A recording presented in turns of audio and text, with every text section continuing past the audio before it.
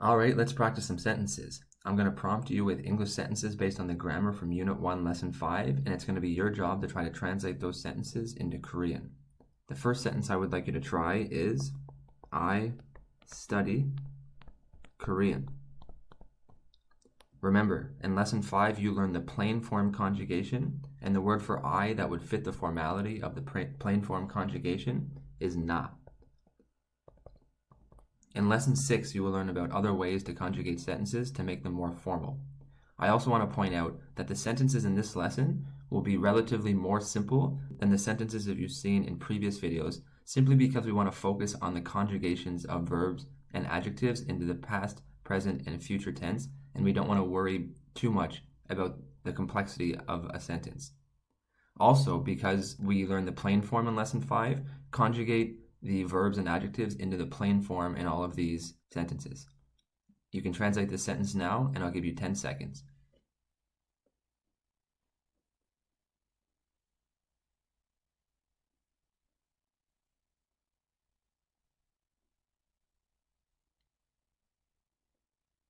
Okay, the subject of the sentence is I or me, so I want to say 나는.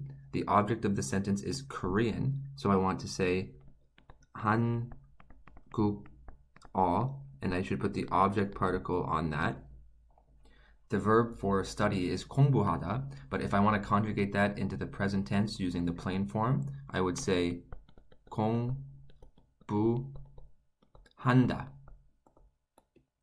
This sentence would read, 나는 한국어를 공부한다.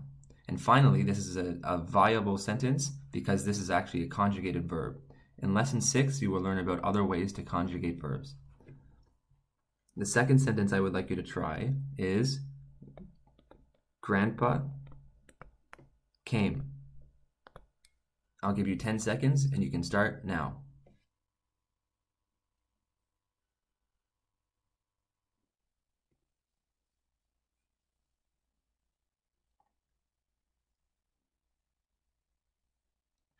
Okay, the subject of this sentence is grandpa, so I simply need to use the word for grandpa, which is 할아버지. Now I want to use the verb to come, which is 오다. If I want to conjugate this into the past tense, I need to add this to it, and this will merge to the stem itself, so it will not be 오왔다, but simply 왔다. So I would say, 할아버지는 왔다. The third sentence I would like you to try is, my younger brother danced. You can have 10 seconds and you can start now.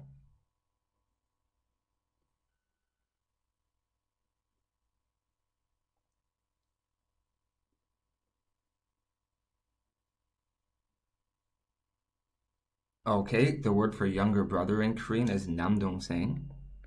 남 meaning male and 동생 meaning younger sibling. The word for female is 여, so you could actually say 여동생 to refer to your younger sister. In English, it would be unnatural to say younger brother danced, but in Korean, you don't necessarily need the word my here to indicate that it's my younger brother, because by context, you can assume that you're referring to your younger brother.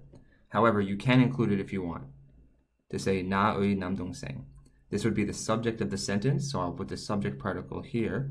Now, the verb to dance in Korean is 추다. And if you want to conjugate this into the past tense, you need to add this to it. And this needs to be added directly to the stem. And if that happens, it actually gets merged directly to this, so it becomes 춤췄다. This sentence is okay like this, to simply say 나의 남동생은 춤췄다. However, in Korean, it's very common for them to separate this verb into two things. It might look a little bit confusing, but what they do is they use this part as the verb, and 춤 actually becomes the noun. So you could say it like this. However, you could indicate that 춤 is a noun. That means dance, the noun form of dance or a dance. And because that's a noun that you're acting on, if this is the verb that you're acting on, the noun here, you need to include the object particle because that's the object that you're acting on. This would mean the same thing, but sometimes this is more natural to say. This would read, 나의 남동생은 춤을 췄다. All right, the next sentence I would like you to try is, I didn't like those glasses. I'll give you 10 seconds and you can start now.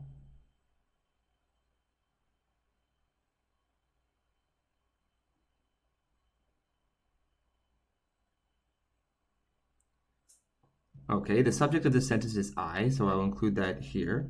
The object of the sentence is 안경, which is glasses, but what's interesting is in English we make this a plural noun, whereas really there's no need for this to be a plural noun because it's simply one thing.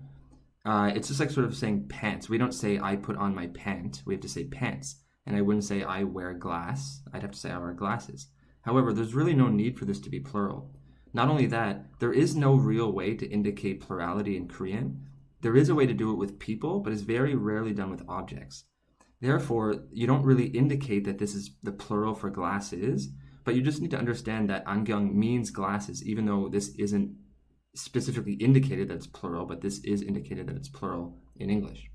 This is simply the object, so I need to add the object particle here. Now, an English speaker might be looking at this and thinking, oh no, I don't know the translation for those. But actually, those is the same meaning of the word that. The only difference is we use those when we're referring to something that's plural. So I could actually say that. You don't say that glass, but in English you say those glasses. But because there is no plural here, you just simply use 그, which means that. But in this case, because 안경 is a plural thing, this would translate to those glasses. To indicate that I didn't like this thing, I could use the positive verb 좋아하다 and conjugate it in a negative way, but negative conjugations aren't taught until lesson 8. Therefore, I need to use the negative verb to not like or to dislike, which is 싫어하다. 싫어하다. And I'm going to add, anytime I want to add or conjugate this into the past tense, I need to add this to it. And as you know, if this gets added to 하다, it very commonly changes to 했다. So this sentence would read, 나는 그 안경을 싫어했다. The fifth sentence that I would like you to try is, grandma will be happy. I'll give you 10 seconds and you can start now.